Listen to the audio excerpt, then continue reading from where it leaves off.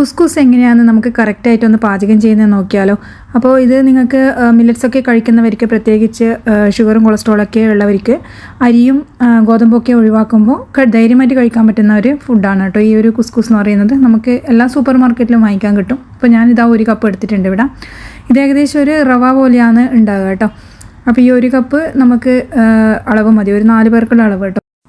നമ്മൾ ആ ഒരു കുസ്കുസ് എടുത്ത അതേ ഒരു കപ്പിലാണ് കേട്ടോ വെള്ളം എടുക്കുന്നത്. 2 കപ്പ് വെള്ളം നമ്മൾ എടുത്തിട്ടുണ്ട്. അത് ഒന്ന് ചൂടാക്കി എടുക്കണം.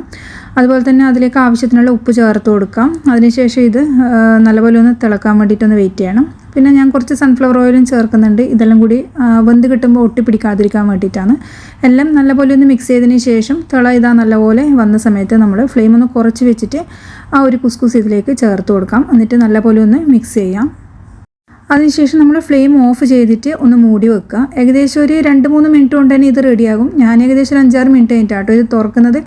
അപ്പോൾ ഇത് തുറക്കുമ്പോൾ ഇതിലെ വെള്ളമൊക്കെ ഒന്ന് വറ്റിയിട്ടുണ്ടാകും. ഇനി നമുക്കൊരു ഫോർക്കോ സ്പൂണോ വെച്ചിട്ട് ഇതൊന്ന് സെപ്പറേറ്റ് ചെയ്തെടുത്താൽ മതിയാകും. അങ്ങനെ കട്ട പിടിക്കോ അതുപോലെ കുഴഞ്ഞു പോകുകയോ ഒന്നും ചെയ്യില്ല. നല്ല കറക്റ്റായിട്ട് തന്നെ ഇത് വെന്ത് കിട്ടും. വെള്ളത്തിൻ്റെ അളവ് മാത്രം ഒന്ന് കറക്റ്റായിട്ട് നോക്കിയാൽ മതി.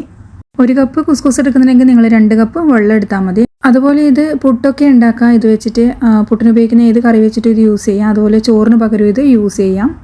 അതുപോലെ തന്നെ ഉപ്മാവ് ഉണ്ടാക്കാം. റവയൊക്കെ ഉപ്മാവ് ഉണ്ടാക്കുന്നുണ്ടല്ലോ നമ്മൾ വെജിറ്റബിൾസൊക്കെ ചേർത്തിട്ട്, അങ്ങനെയും ചെയ്തെടുക്കാം. അപ്പോൾ ഇത് ആദ്യമായിട്ട് കാണുന്നവരാണെങ്കിൽ നിങ്ങളൊന്ന് സെർച്ച് ചെയ്ത് നോക്കുക. നമുക്ക് ഓൺലൈനിലൊക്കെ വാങ്ങിക്കാൻ കിട്ടും. എന്നിട്ട് ട്രൈ ചെയ്ത് നോക്കണേ.